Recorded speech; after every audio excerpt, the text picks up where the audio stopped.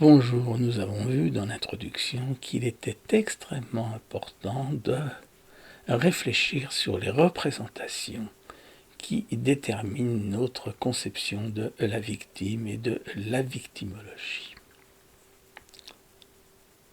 Ceci guide également l'approche éthique que nous pouvons avoir en victimologie. Pour introduire ce sujet, notons qu'il existe 3 types d'approches éthiques. Celle que nous privilégions, c'est l'éthique fondée sur la recherche scientifique, mais hélas, elle ne représente que 10 à 15% par exemple des thérapies. Théories et scientifiques méritent d'être vérifiées sur le terrain car elles sont souvent détournées pour des motifs idéologiques. Lorsque la recherche est insuffisante, notre approche se fonde sur une éthique de la discussion qui aboutit à des conférences de consensus ou des expertises collectives comme celles que réalise l'INSERM par exemple. Notons qu'il s'agit toujours de consensus mou car toutes les sensibilités sont représentées. Nous récusons toutes les approches fondées sur le principe d'autorité, l'éthique de la conviction, que l'on peut caricaturer par Aristote l'a dit. Nos représentations de la victime sont à la fois culturelles et religieuses.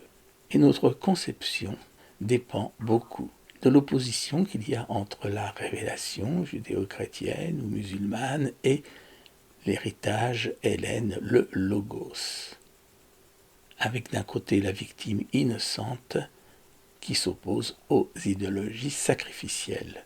Mais il y a beaucoup de conflits en victimologie, des conflits économiques, politico-judiciaires, des conflits liés à l'expertise, à des référentiels psychologiques ou carrément au corps social. Nous allons essayer de les évoquer rapidement les unes et les autres. C'est pourquoi les sciences humaines occupent une place très importante dans la psychologie générale que nous vous présentons. La première opposition dialectique est celle qui oppose la révélation et le logos. La logique qui sous-tend la révélation monothéiste ou musulmane repose sur la logique traditionnelle qui n'exclut pas le tiers, contrairement au logos présocratique qui exclut le tiers.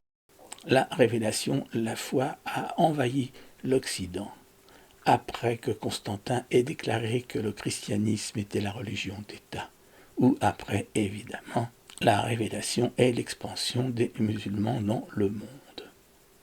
Actuellement, les conflits persistent entre une éthique de la conviction, nous l'avons vu, et une éthique fondée sur la recherche.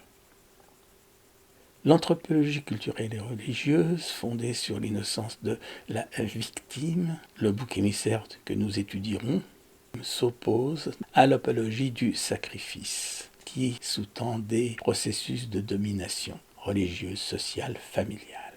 Une autre approche des plus intéressantes est l'anthropologie du droit, avec une opposition entre l'Occident, l'Orient et l'Afrique. L'Occident, c'est la soumission au Créateur. Le droit est omnipotent et les individus prépondérants, puisqu'ils sont les fils du Créateur. En Orient, les choses sont extrêmement différentes. L'univers est une infinité de mondes en perpétuel mouvement, le temps est cyclique. Il s'agit de concilier les contraires, de se perfectionner, avec un grand mépris du droit. Et bien entendu, le groupe est bien supérieur à l'individu. En Afrique, l'univers est une création fragile. Il faut concilier les puissances bénéfiques, les fétiches, les masques, les cérémonies. Il faut éviter la compétition sociale. La prédominance du droit va à l'arbitrage. Et là encore, le groupe est bien supérieur à l'individu. On comprend qu'il est difficile, dans ces conditions, que l'Orient ou l'Afrique acceptent sans broncher l'idéologie des droits de l'homme. Cela débouche sur le relativisme culturel. L'idéologie des droits de l'homme est fondée sur les évangiles. Est-il universel? Est-on réellement passé de la vengeance illimitée au droit positif?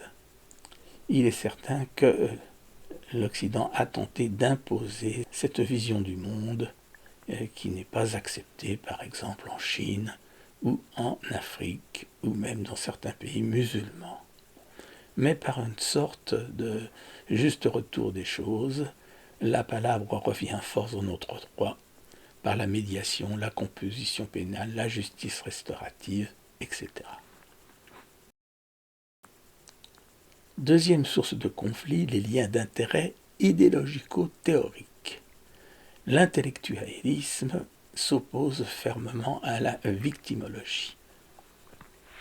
Il y a de nombreuses théories anti-victimaires et des confusions entre la victime innocente, qui est un sujet parfaitement symbolique, et la justice. On sait aussi que la psychanalyse a longtemps négligé et critiqué la victimologie, confondant souvent le traumatisme fantasmatique et le traumatisme réel. On voit aussi très souvent des thérapies hors cadre. Or, rappelons que nous privilégions une éthique fondée sur la recherche scientifique, sans parler du corporatisme et des conflits de marché. Les liens d'intérêt économiques sont absolument évidents. Opposant les règleurs et leur utilitarisme pragmatique, qui sont en situation de monopole, qui exercent un fort lobbying politique, universitaire, médical et médiatique, qui ont souvent construit eux-mêmes les barèmes d'indemnisation. Et les victimes qui ont besoin d'une reconnaissance, besoin de justice, et qui souvent considèrent que la dimension symbolique de l'indemnisation est supérieure au montant. Bien entendu, dans l'un et l'autre cas, il peut y avoir des suspicions légitimes, et certaines victimes, on l'a vu lors des attentats du Bataclan, se déclarer victimes pour toucher des indemnisations. Les enjeux sociopolitiques et judiciaires sont importants. La violence et surtout la maltraitance infantile sont extrêmement minorées en France.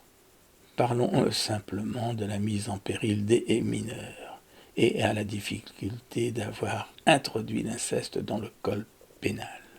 La justice pénale est faite pour protéger les auteurs de l'arbitraire de la justice, surtout pendant l'Ancien Régime. La justice pénale privilégie la présomption d'innocence.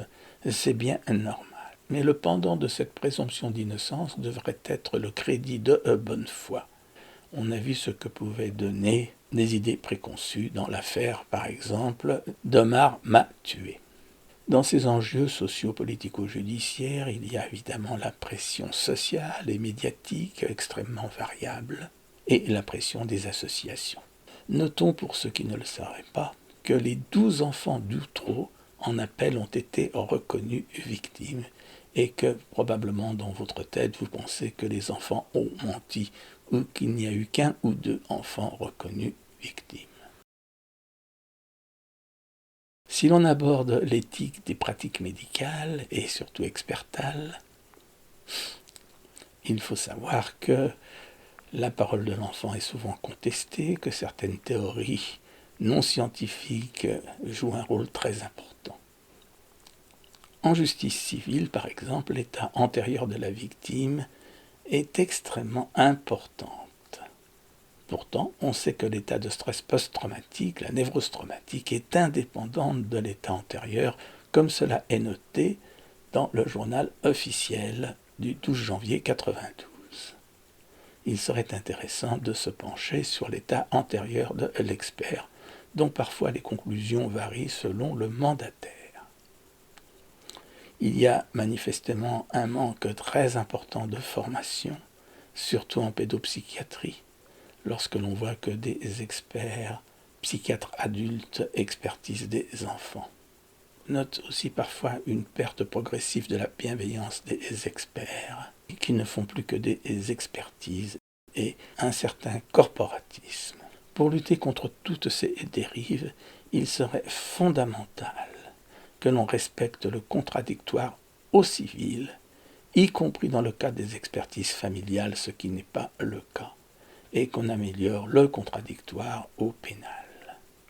Comme vous pouvez le voir, les conflits d'intérêts sont extrêmement importants en victimologie, certains évidents, d'autres plus inconscients, ayant leur source dans les profondeurs de notre culture occidentale, avec cette opposition dialectique entre la révélation monothéiste et le logos grec. Je vous remercie.